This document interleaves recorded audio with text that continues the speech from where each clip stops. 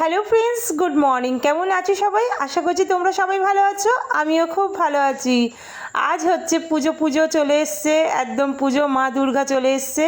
তো চলো বন্ধুরা, আজ পুজো বলে আজ সকাল সকাল বেড গুছিয়ে নিচ্ছি, মানে বিছান গুছিয়ে নিচ্ছি। তো চলো আজকে বিছান গুছানোর ব্লগটা তোমাদের কাছে তুলে ধরছি। আর এইদিকে দেখো, সকাল সকাল মণ্ডপে যাব আজকে। আর আজকে হচ্ছে ষষ্ঠী।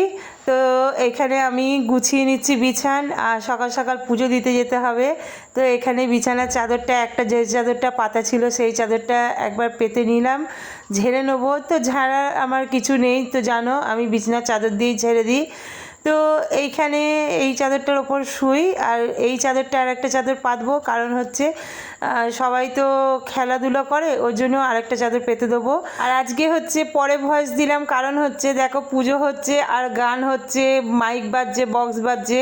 তো পরে ওই জন্য ভয়েসটা দিলাম, কারণ প্রচণ্ড পরিমাণে গান মাইক চলে আসছে আওয়াজটা।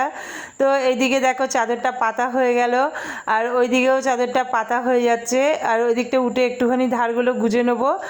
আর আরেকটা কথা হচ্ছে দেখো, মানে পুজো তো একটু তাড়াতাড়ি হলেও কাজ করে নিচ্ছি, কেননা মণ্ডপে যাব, গিয়ে বসবো, পুজো দেব।